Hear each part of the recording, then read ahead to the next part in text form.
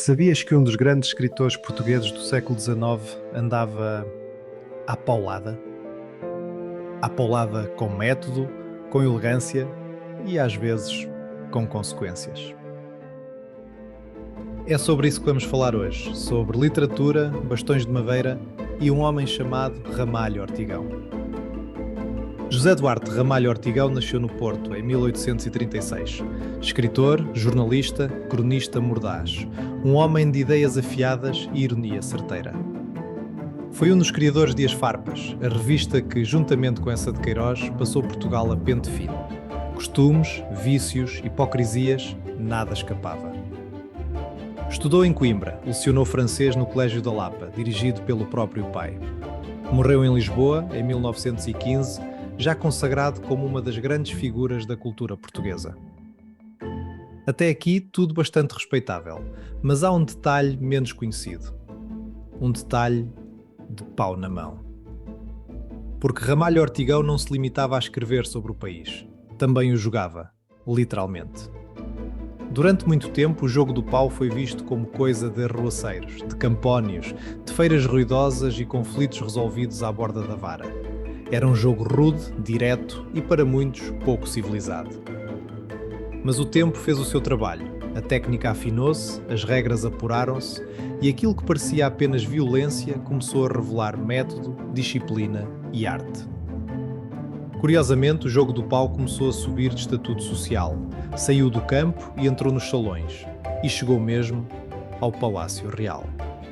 Sim, o rei Dom Carlos foi praticante, tal como o infante Dom Afonso. E no meio dessa lista improvável de varapaus ilustres, surge Ramalho Ortigão, o cronista das palavras afiadas, também ele amador desta forma de luta. E não estava sozinho. Outros homens das letras aproximaram-se do jogo do pau. Intelectuais, engenheiros, jornalistas curiosos. Porque o jogo do pau não era só força, era leitura do adversário, distância, tempo, controlo. Ou pelo menos era suposto ser. Conta-se um episódio delicioso. Ramalho Ortigão fazia uma demonstração de jogo do pau com o jornalista Sousa Reis. Nada de brigas, nada de confusão, uma simples demonstração, quase académica. Mas, como acontece às vezes, o pau escapou ao controle. E Ramalho deu-lhe uma bordoada na cabeça. Sem querer, claro. Horas mais tarde perguntaram-lhe com ar preocupado. Então, que disse o pobre Sousa Reis do triste acidente? Ramalho respondeu, seco, no seu melhor estilo. Até agora, ainda não disse nada. Este episódio diz muito, não apenas sobre o humor de Ramalho Ortigão, mas sobre a forma como o jogo do pau circulava entre mundos. Não era só coisa do povo, nem apenas desporto, nem simples tradição rural. Era um espaço de encontro entre classes, entre corpos e ideias, entre a escrita e o gesto. O mesmo homem que criticava a sociedade portuguesa com palavras cortantes, treinava o corpo numa arte que exigia atenção, respeito e risco real. Talvez por isso o jogo do pau tenha sobrevivido, porque nunca foi apenas uma luta. Foi linguagem corporal, cultura em movimento.